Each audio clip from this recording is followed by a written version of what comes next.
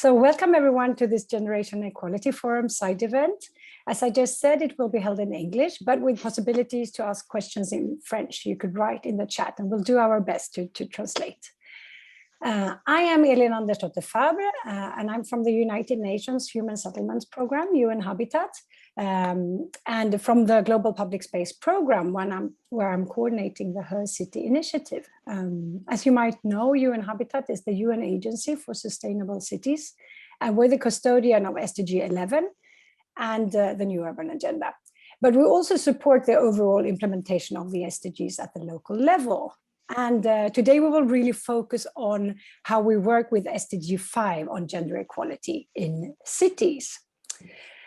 So first of all, we would really like to extend our gratitude to our sister agency, UN Women, and the government of France for organizing this important forum. So it's not only to commemorate the 25 years of the Beijing Platform for Action, but it's really, more importantly, to advance gender equality in this crucial decade of action.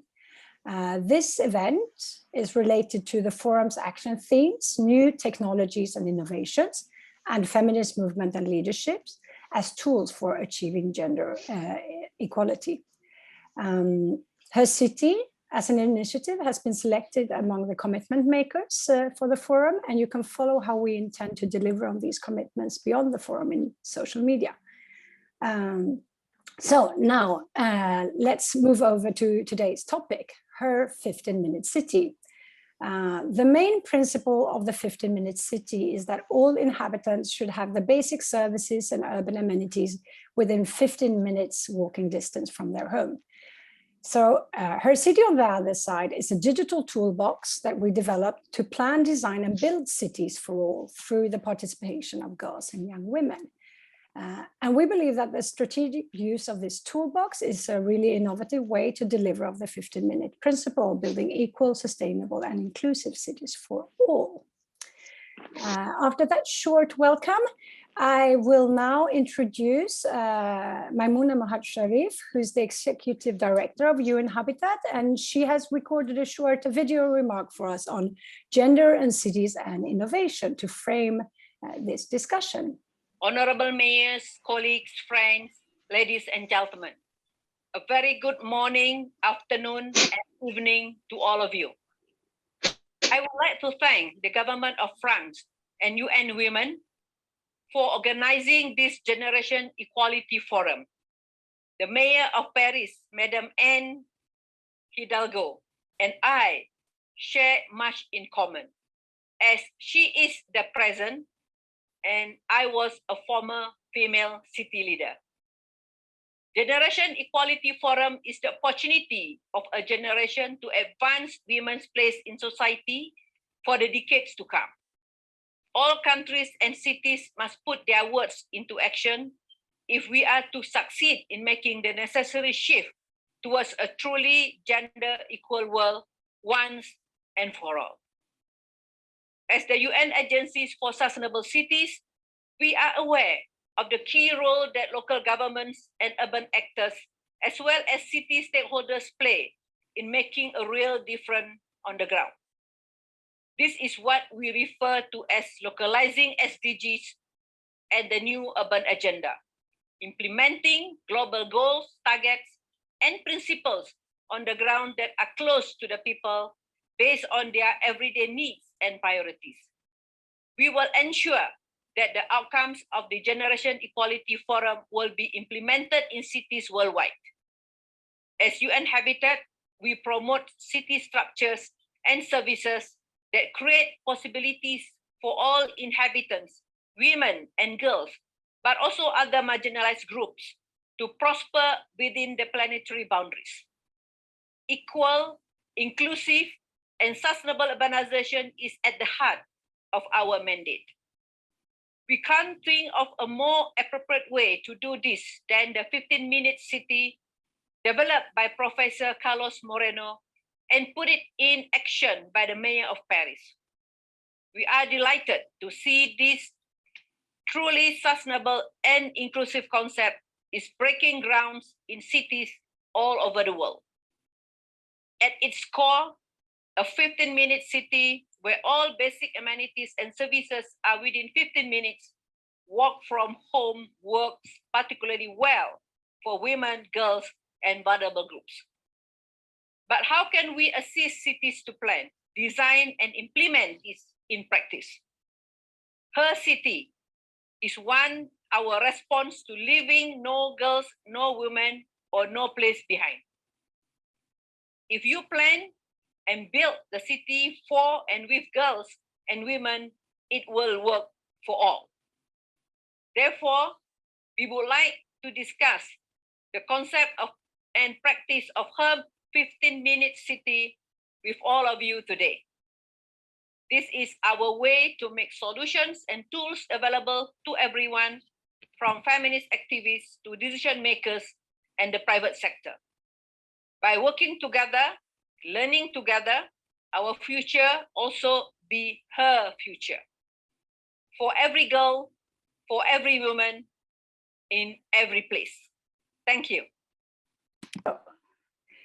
Thank you, Edie, for that framing of our discussion. Now we should actually have had a keynote from the city of Paris, but due to an unfortunate clash of agendas, the mayor of Paris couldn't join us today, but we will follow up this conversation with Mayor Madame Anne Hidalgo for the closing of the forum on Friday. So really stay tuned on her city's social media to hear the mayor's vision of her 15-minute city by Friday. And I think we could even set up this meeting so you could actually click on this link and we could broadcast that conversation at that moment.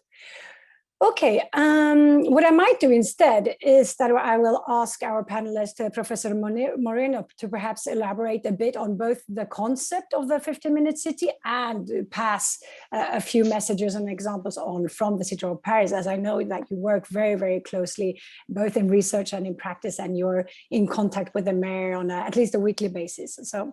So with that, I think we'll just move forward to our panel and I'll introduce them all first, and then I'll start to ask you a few questions, and please just continue asking questions in the chat, and we have a Q&A segment later on. You can, as I said, write in French, and we'll do the best to respond and translate.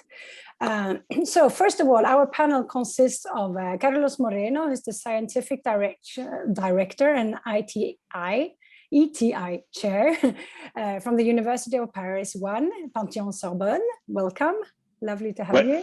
Thank you for your kind invitation, Eileen. Thank you. And then we have Jasmine Dinat, who's an urban planner from the Johannesburg Development Agency in South Africa. And she's also leading the Her City Deep Sleuth project in an area close to the city. Welcome. Then we have Rachel Miwakili, who's the leader of the Coalition for Grassroots Human Rights Defenders in Kenya from Mathare. Welcome, lovely to have you. Thank you, Ellen. And last but not least, we have Nina Hadji, who's an urban expert, urban development officer at the Agence France Développement, so the French International Development Cooperation Agency. Thank you for being with us. Thank you, Ellen. Good morning, everyone. Good morning. Okay, so I think we start with framing the discussion by talking a bit to Professor Moreno. Could you briefly tell us what the 15-minute city is really about, and also perhaps why the 15-minute city also is her city? Yes, thank you, Eileen, for this kind toinvitation. Good morning, everybody. Of course, the 15-minute city is today a very worldwide popular concept. Why? Because we wanted to propose a new urban paradigm in order to go in the opposite direction of the modern urbanism, which separates the social functions, the residential space from work, commerce, industry, entertainment. We wanted today to fight, on the one hand, against the climate change for reducing pollution. We wanted to improve the quality of life of inhabitants, and we wanted to propose a new urban lifestyle. Why? In reality, the 15-minute city is the possibility for providing 6 essential urban social functions within a reduced perimeter by low carbon mobilities on foot or by bike. To live with dignity, to work with the decentralized jobs, in our case in proper conditions, to have access for supplying, getting enough food, taking care with the mental and physical health, to access in the proximity to education and culture, and to have the possibility for enjoying with biodiversity, with urban parks, with water in this proximity. We wanted to propose the access for the resources and the services closer to home. For the gender equality, the 15-minute city is today a very new way, because on the one hand, we wanted to reduce the discomfort for commuting during 1 hour or 2 hours for a round trip. We wanted to reconquer public space. We wanted to offer biking. We wanted to offer the possibility for the pedestrian in cities. In the case of the city of Paris, for example, we have today 1,000 kilometers for biking with protected bike lanes. The rate for women for use of bikers today is increasing more than 40% after the COVID-19 pandemic crisis, and with this concept, the 15-minute city. 40% for increasing the use of bikes for women, because it's better for women to use a bike. This is a better way for using diesel car, for using the mass transportation. The 15-minute city is at the same time a new experience for meet directly other peoples, to develop mutual respect, for talk to another, for avoid the anonymity, for escaping of isolation, for developing mutual aid, for rediscovering people.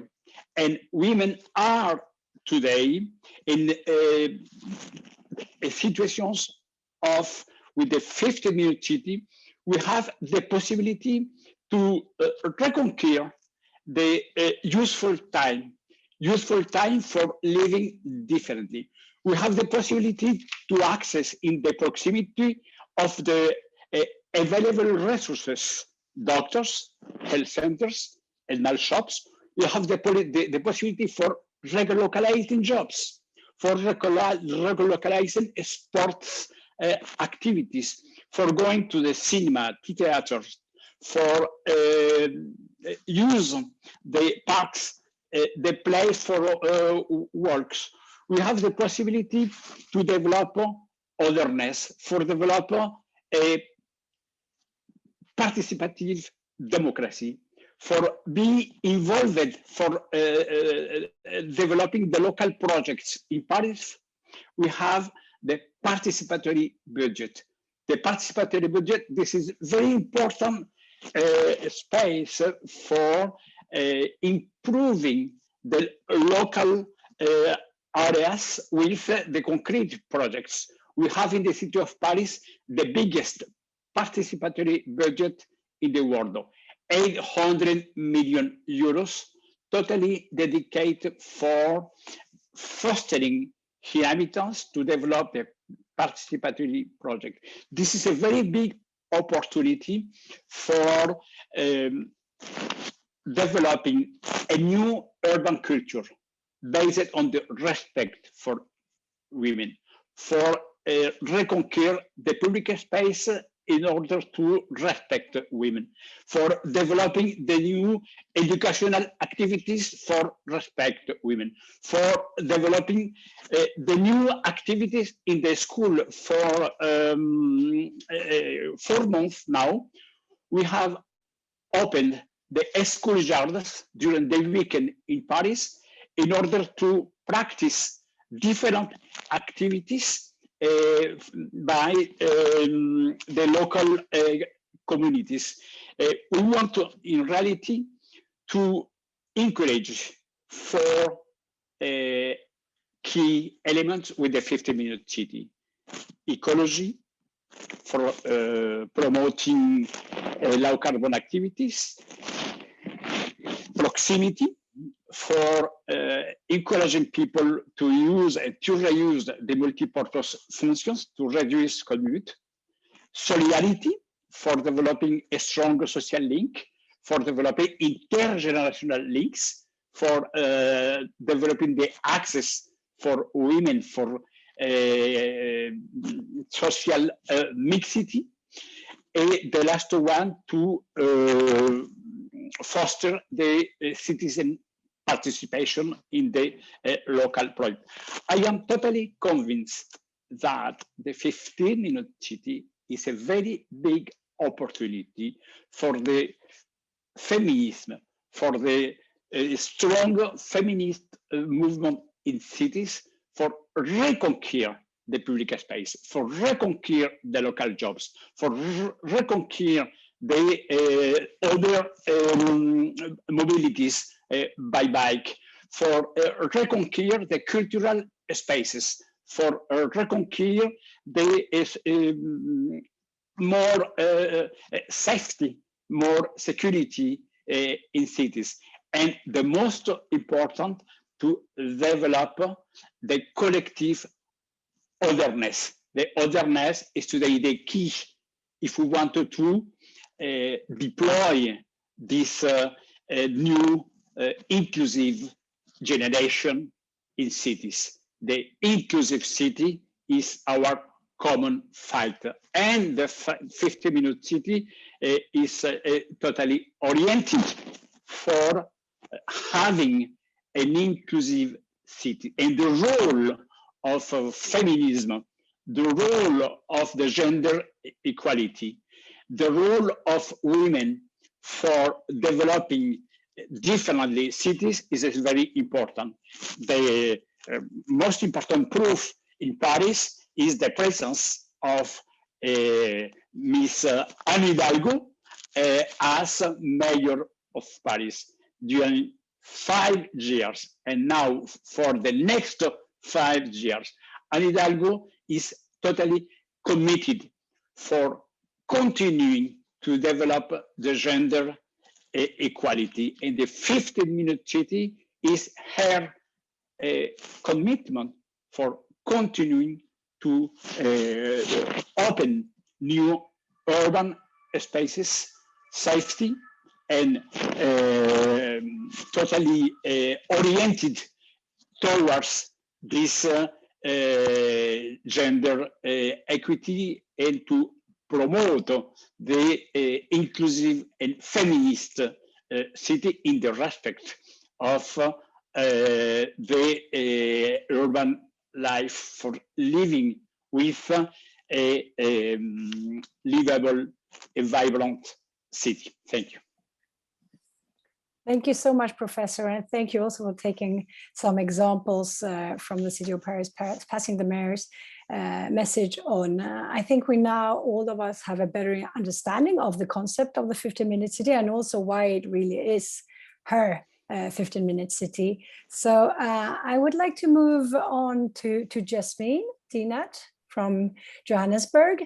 And as you're also one of the first Her City projects that we're rolling out, could you explain a bit how how you think we can build the 15-minute city through the Her City approach, as you're one of those in this panel that actually knows the Her City toolbox and the Her City approach the best. And really, why is Her City a good tool for creating the 15-minute city? And please share some of your experiences from the project that we're currently setting up in Diepsloot. And I know we had this discussion before, as Professor Moreno just said, about participation, proximity, solidarity, and ecology that really echoes with the Her City. But please explain a bit how you see these links. Thank you so much, Eileen.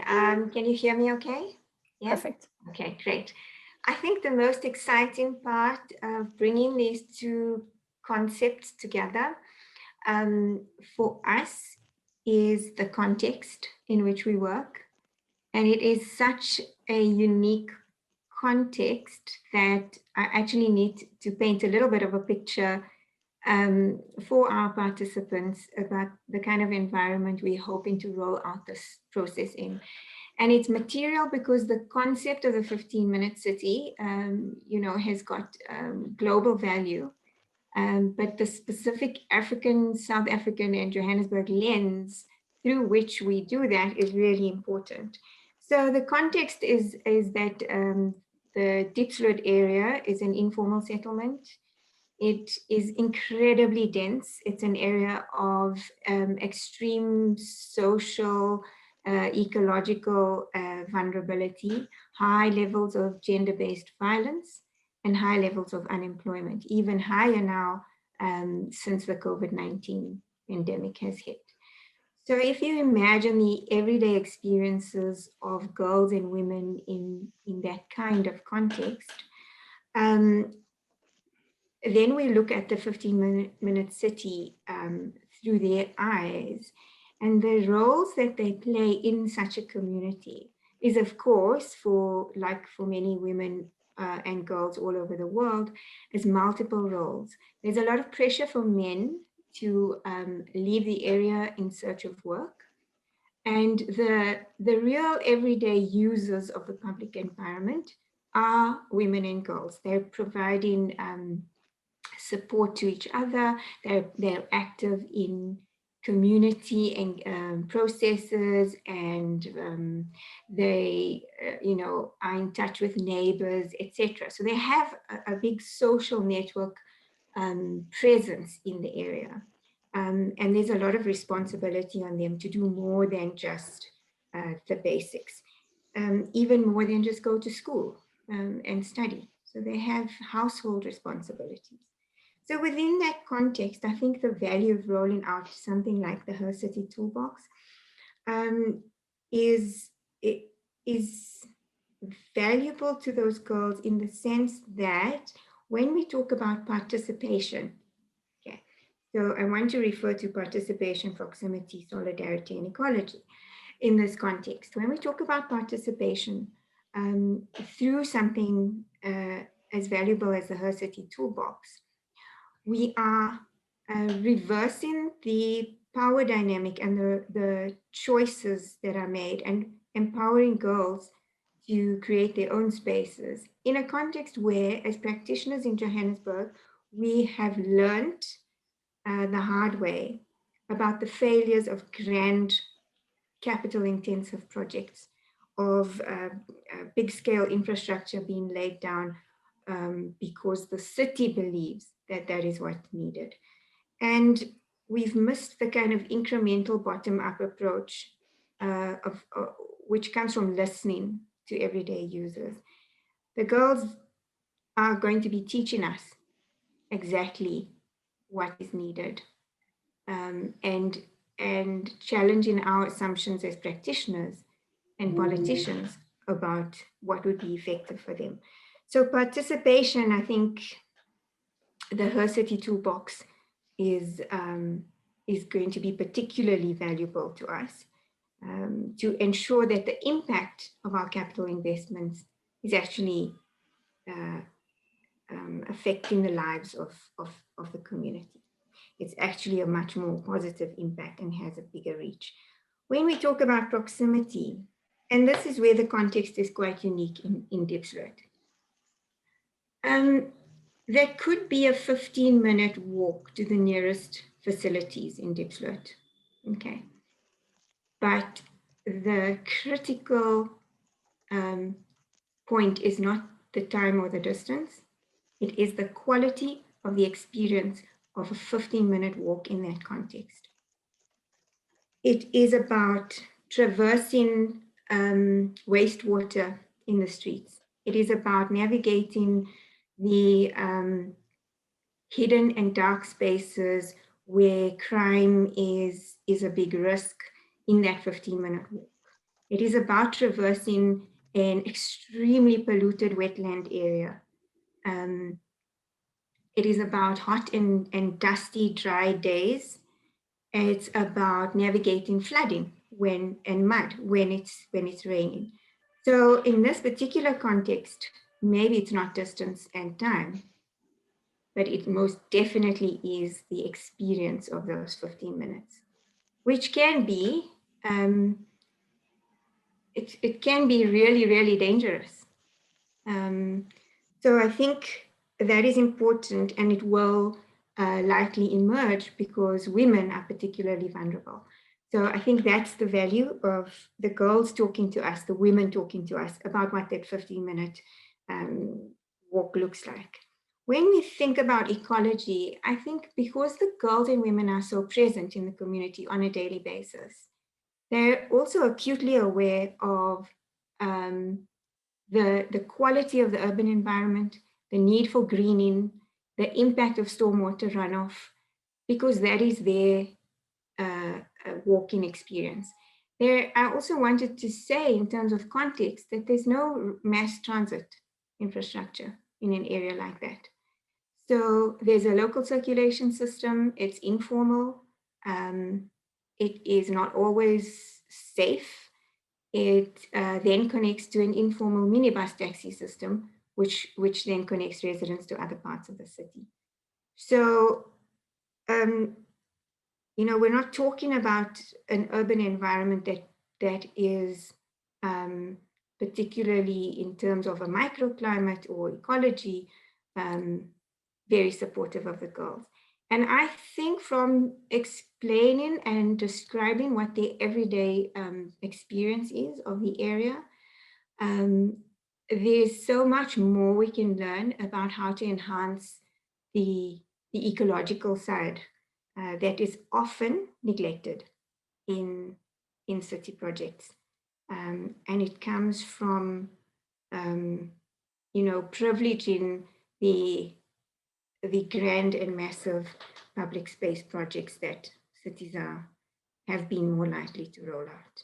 And so we're very excited to combine these two concepts and look at how the girls can help us understand the application in the context better.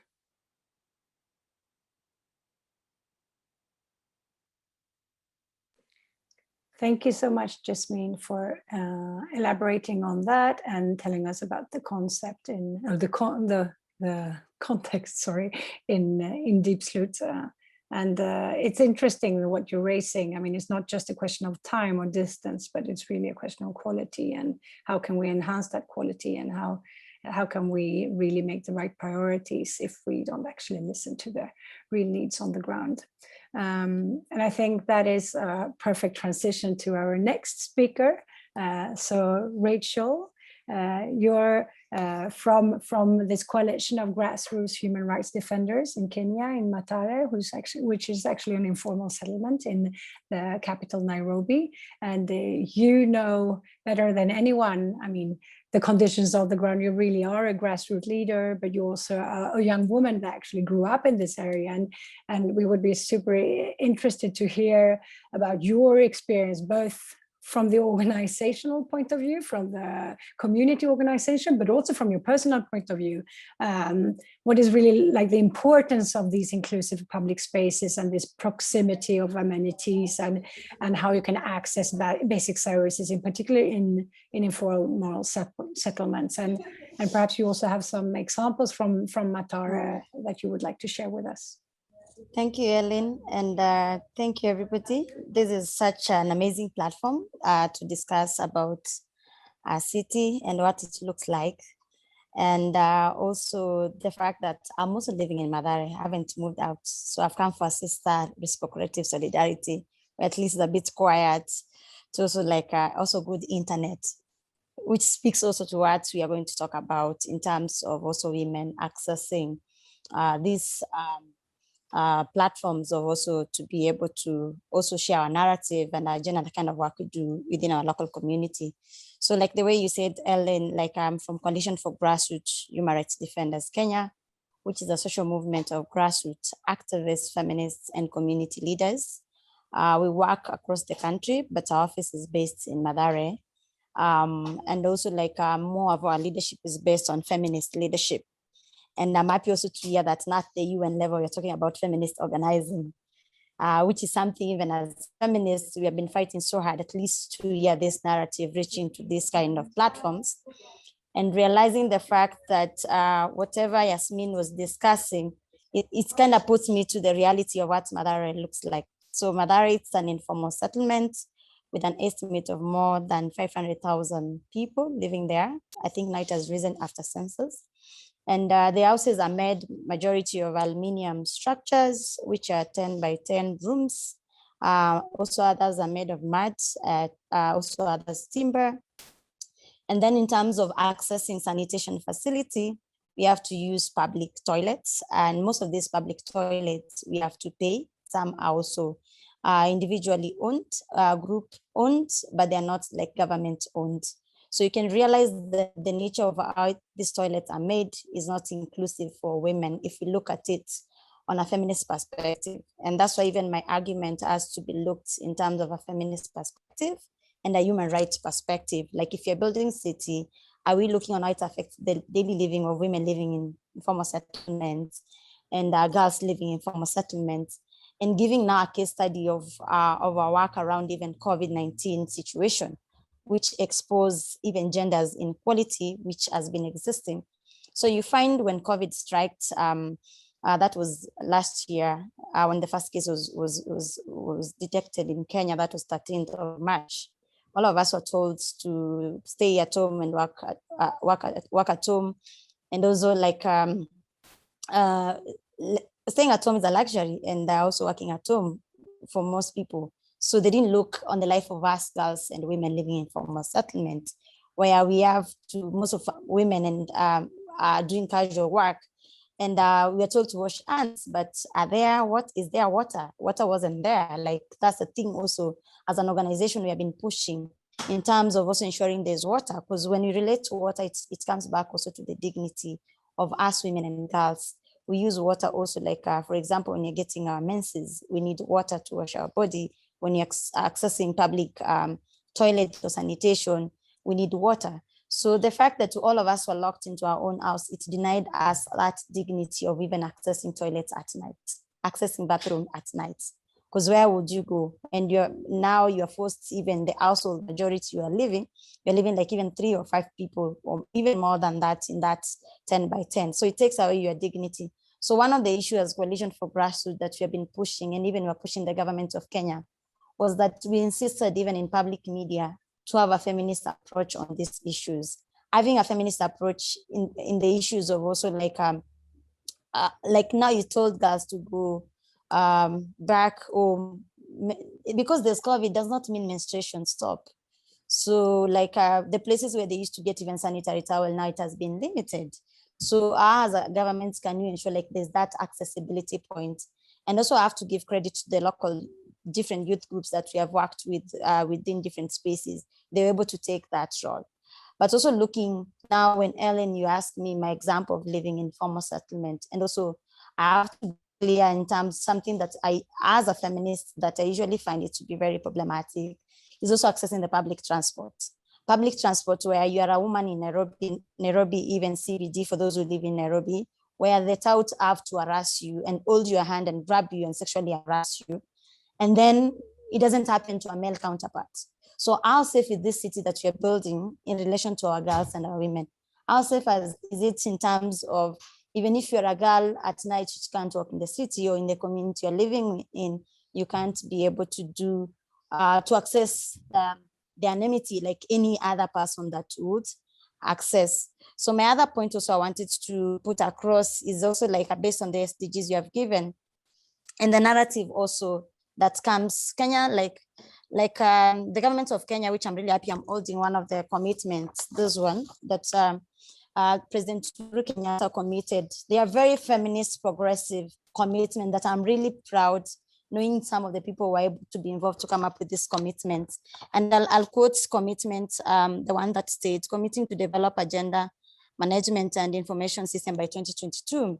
So we have seen within the city, there's a lot of cases of violence against women and girls going up higher. So if Kenyan government is willing to do that, and that is a document also Ellen, I'll encourage in Nairobi, like through the UN-Habitat and your position, we're able to push our government to localize it. Because if it's able to be localized, it means it gives us power in terms of organizing. Because it's a very progressive document, but it's hidden. It's hidden in terms of how cases are being reported within the police system. Like our cases, most of the time when you take it to the police station, they'll bring all these barriers that will make even girls and women not get justice when it comes to cases of violence against women and girls, which has been a biggest barrier for us. So if we're also pushing for a 15-minute city that is very feminist, we have to ensure like it's very women rights centered, it's very human rights center for even women and girls to get justice. And then also looking another document that I was going through by your colleague or your sister, is it sister or agency next to you? That's the UNODC. It's a very progressive document that they did, but also I have a bit of critique on it as a feminist in terms of the gender discriminating in terms of like one of the parts of the recommendation that I feel also they need to look at it and improve is that you can say women, for example, kids in Mathare are not being raised well. It means it takes back the gendered violation of women and girls within that community.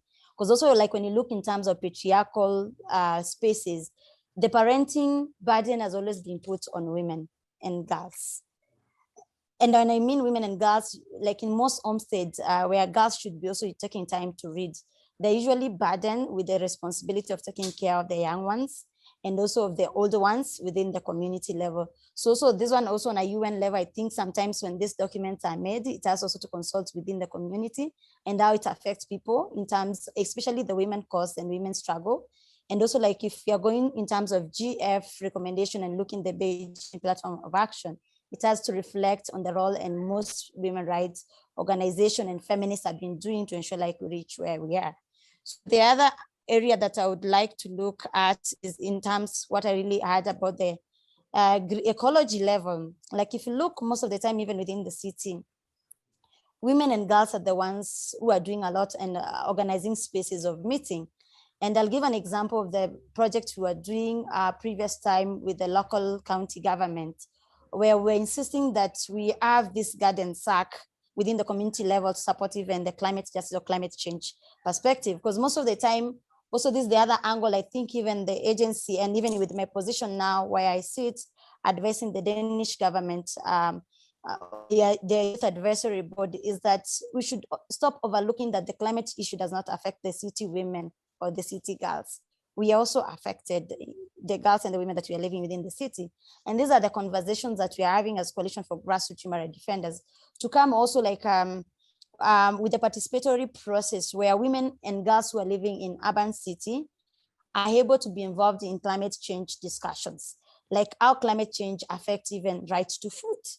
Like now a tomato in Mathare is 10 shillings, which before it was like 2 shillings or 3 shillings, which also we have realized with one of our case studies that we had a conversation on localizing the GF forum within our community with the support of Young Women Leadership Institute, is that this connection of climate change is also contributing to violence against women and girls. So if we are looking to the aspect of intersectionality around the issues of women and having in mind that women and girls are not homogeneous. So these are the things that we're trying to put together to ensure also we have a strong force within the city where we are working with different partners to be able to push our agenda in terms of ensuring like every process and every stakeholders, it's looking in terms of a feminist approach and feminist lens. So the other points that are raised, a limit on sexual reproductive health and rights, access even to contraceptive, and family planning for women living, and especially young women living within the city. This is something even me, I've been a victim of, as much as I'm empowered and I know my rights. And it's something even we are pushing as an organization to have youth-friendly clinic or healthcare facility, especially for the young women. Because also, like, if you're talking about the politics about choice, about agency, and then young women cannot access contraceptive or family planning services or youth-friendly services, which city are we talking that is very feminist? So this is very important and very crucial. And I'm happy like we're having this conversation within the UN-Habitat space that I know you talk with our governments and different county stakeholders and also like donor spaces. It's important also to put this in mind that as much also there's a lot of multilateral or bilateral discussion are going on, also our government to be pushed to ensure also these public spaces are available within the community. Because in Madara even it's becoming hard where we find a small space that we want the girls to use, like our space, which we are saying it's a resistance space, quote unquote, pussy power space. You find that we are fighting to have that space, but the government and the local authority are not supportive.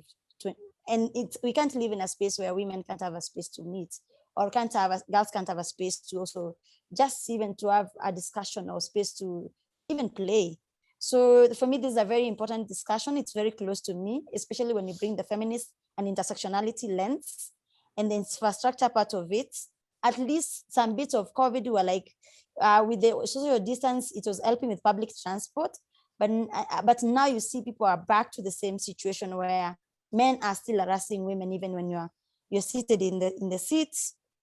And when you raise it, people see you're a problematic as a woman, because the social dynamics, also the way we are being socialized is usually like pro the power and structure of patriarchy. So this is something we need to push our government, push our local community, and collaborate to work together to ensure that we have that city, a 15-minute city with a feminist perspective. Thank you. Thank you so much, Rachel, for both giving us, really hands-on examples on what uninclusive and inclusive public spaces in informal settlements can and should look like, but also really highlighting the multi-levels of participation and the possibilities of participation, not only, as Jasmine was talking more about, in the development of these public spaces, but also what you as a community activist actually can do, reading these policy documents on regional level, national level, or international level, and actually giving us your thoughts. And I mean, it's a lot of responsibility on you, but we really want to encourage young women out there that you can really make a difference, but you also need to perhaps sometimes go and look for these policy documents, and it's not easy. You need some skills to actually do that, and engaging in these communities could be one way to build that empowerment and capacity from the bottom up. So thank you so much. And then also maybe, Ellen, the other thing I wanted to add is about the decision making, like who sits on decision making. And this is something also when you're looking about the RCT program, we need to understand who is the power holder and who is the budget holder. Most of the time, as much as we are fighting for power, like most of the budget is being controlled by men and young men and people that are not having the gender agenda perspective. So as much as we are pushing most of us young women to join into this leadership position, also we need to encourage and understand also they have budget to continue doing their work. Because yes, decisions are there, but let's also like try even in school to encourage our girls from the lowest level, even from the family level, to take up leadership. Not wait until Rachel reaches 25 when we are like, can you take up leadership? But whereas the boys in school are usually prepared at a younger age, even in the homes, they don't know how to take leadership. So this is something also maybe through our city, we need to start engaging in terms of starting the leadership of young women and girls at an early age. Yeah. That's a very important message. Thank you for that. So how can we bring this message to the international level even further? Nina Haji from Agence France Développement, AFD, you're an urban officer. Could you perhaps elaborate a bit on how, I mean, from an international and development cooperation perspective, what are your thoughts on the global upscaling on these kind of inclusive and sustainable urban approaches? And a bit based on what you heard today, how do you see that this could work in other settings where the AFD is present, and how can actors as yourself and your agency really support these initiatives? What do you think? Thank you, Ellen, and thank you to all the organizers for inviting AFD to this conference today.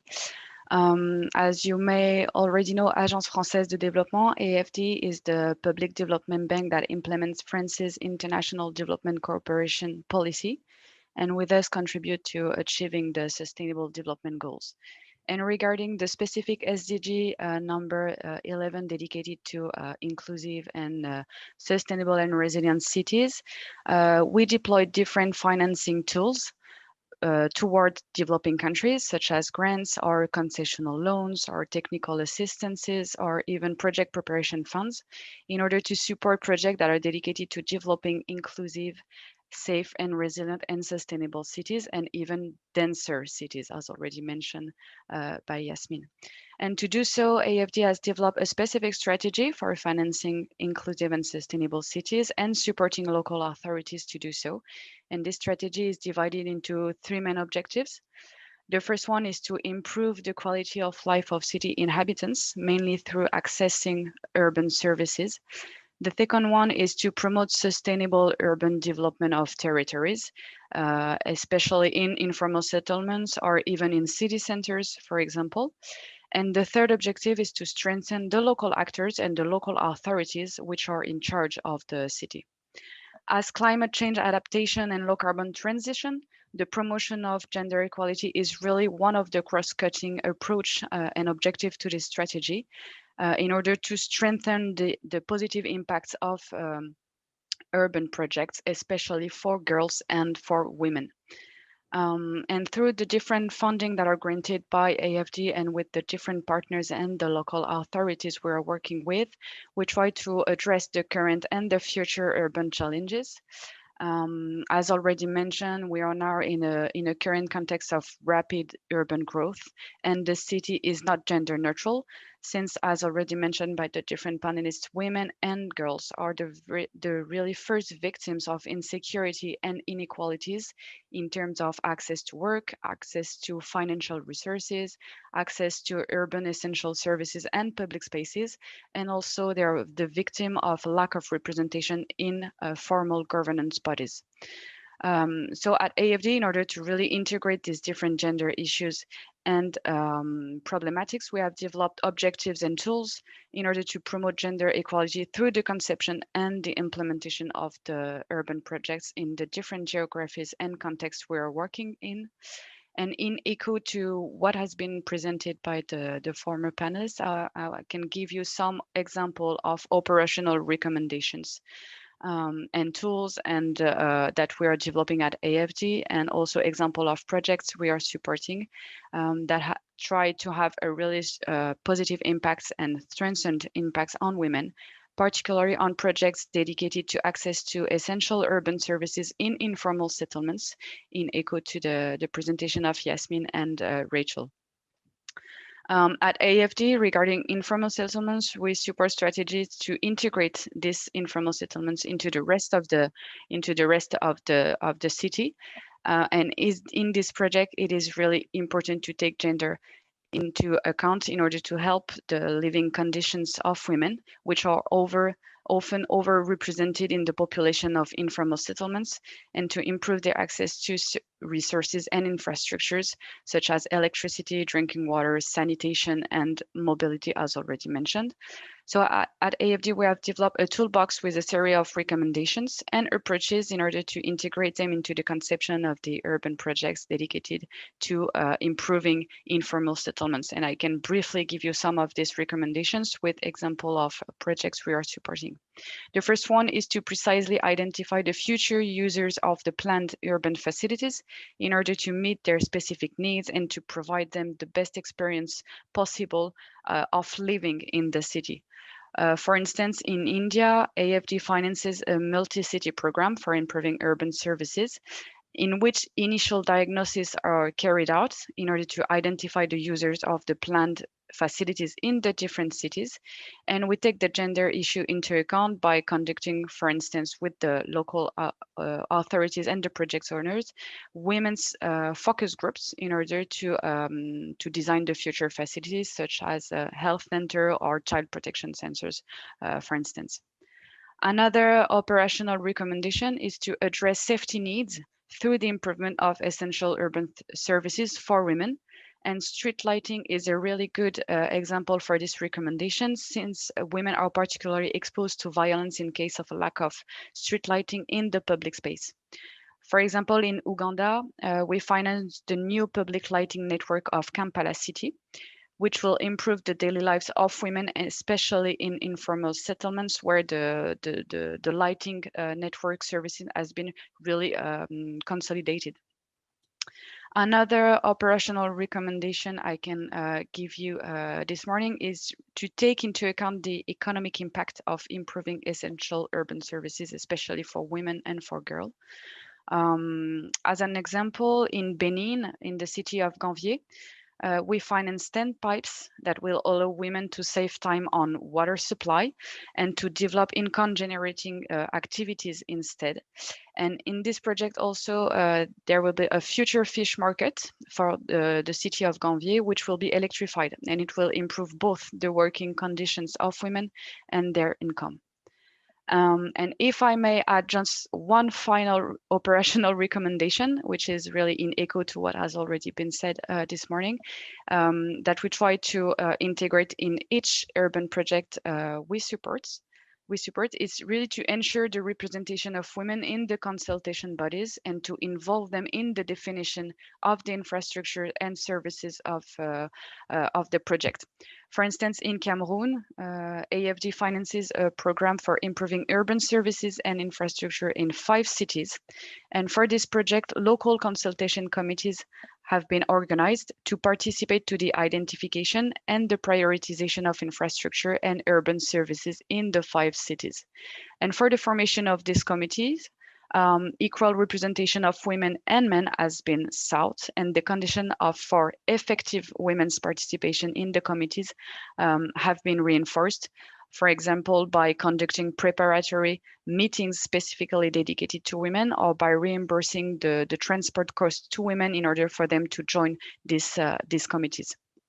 So this was a really brief panorama of the toolbox and the recommendation we use to better promote gender equality into the urban project through better equipped city and denser cities, and some brief example. And you can see all these recommendation and example have strong similarities to the Her City approaches. Thank you so much, Nina, for bringing this up to another level as well. I think we actually have a few questions also from our participants.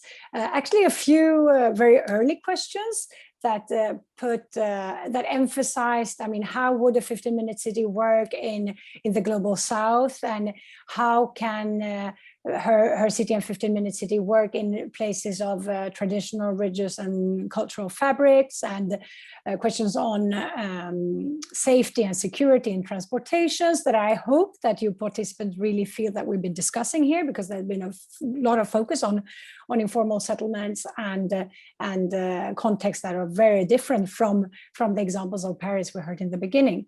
But we have also a few new questions or new perspectives, questions. So for example, we touched upon it a bit, or particularly Rachel did, but perhaps someone would like to add something. There is a lot of work to be done with social and cultural roles of the other sex. What can males, how can we encourage men and boys to change the position and role of women? Is this something that anyone would like to elaborate on a bit further, perhaps from the panelists?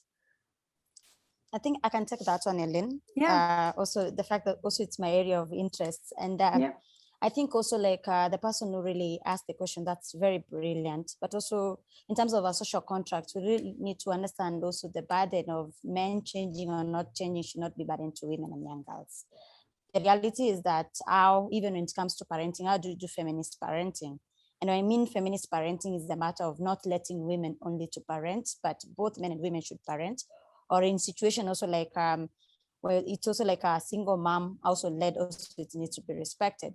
And this goes to the back to a smallest unit of family in the society. Like, how do you give roles within the society? If, for example, you're having a girl child and a boy child, and you're not giving equal opportunity, then it becomes sad. So it's a matter of also like changing. Culture is what, culture can change. Like maybe it's nowadays our culture is meeting online. This wasn't our culture before. So if you have managed to reach with that uncomfortableness to talk online, it's the same way also the society at large, and also the men needs to be engaged. And engaging themselves, not waiting women to invite them to a space and engage, but them creating those spaces the way as women we are oppressed and girls, and we have managed to create space to engage, and also like hold people accountable. And this also goes back, Ellen, to also like men allies. And I mean men allies is a matter of also men holding into account their fellow men who also abuse or who are also retrogressive, and not leaving it as a burden to women. So that's from my side when I think in terms of engaging. Yeah, thank you for that, Rachel. We're really cool for our fellow male colleagues to be proactive and support women's cause on all levels. We do have other questions. We're actually running out of time, but we have other questions on different perspectives of public spaces and how do we define women and girls, which are extremely interesting questions that can take a long time to discuss. I don't know if anyone would like to elaborate a bit on the difference of public spaces in the global north, the global south, and how perhaps the definition of women and girls can vary in different geographical contexts.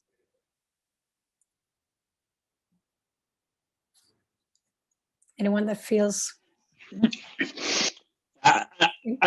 I think that if we wanted to develop the concept of 15-minute city, in particular for women, in the global south, this is the case now because I have the opportunity to work with different cities in the global south, in Latin America in particular. The 15-minute city is a real big opportunity for developing a new local empowerment, and in particular for women and for fragile population, because in reality, in the global south, cities are totally segmented. There are very, very important sources of exclusions, the social exclusions, the gender inequity, racial exclusions. And for women, we have the possibility to develop in the proximity different new resources, the new local jobs, a new local economy, a new process for developing a new urban culture based on the otherness, based on the respect, based on mutual aid.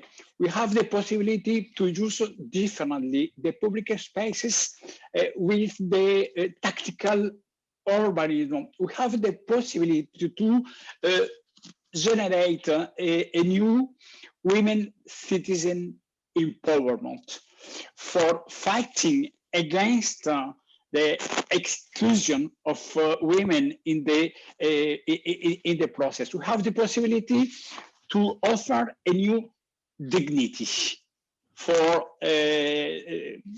creating the conditions for change the social role of women in the global south.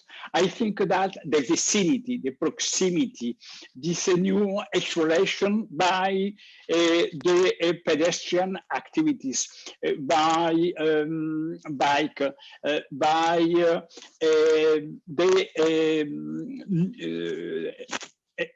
art, a culture.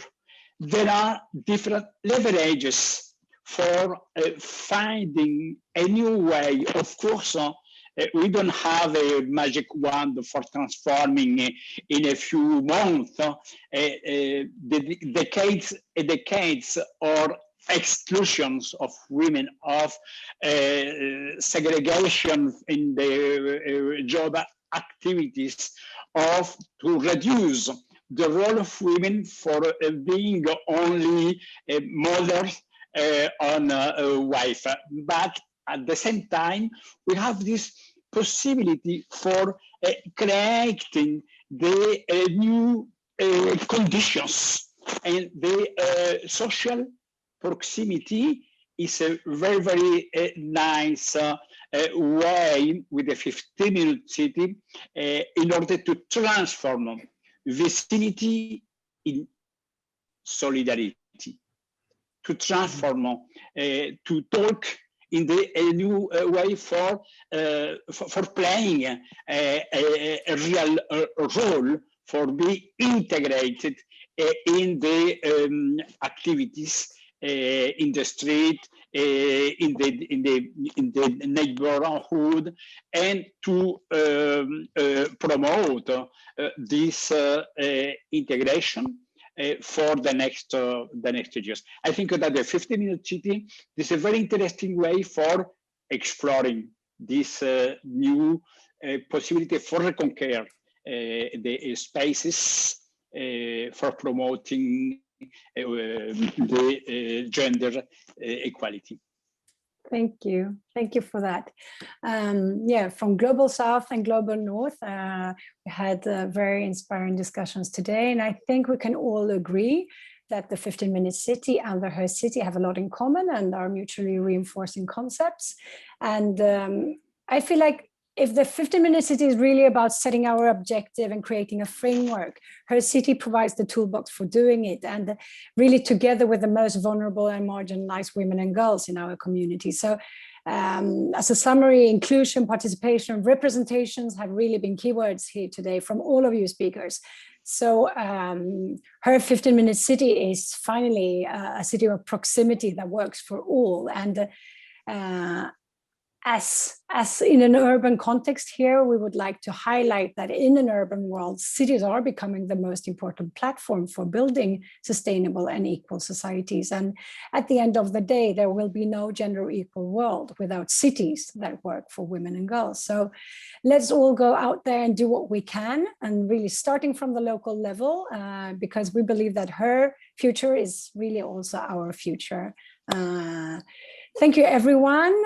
Merci à toutes et à tous. And I hope you will have a lovely week here at the Generation Equality Forum, listening to lots of other inspiring seminars and keynotes from world leaders and community activists. So thank you for being with us, and stay tuned on Friday for the mayor's comment.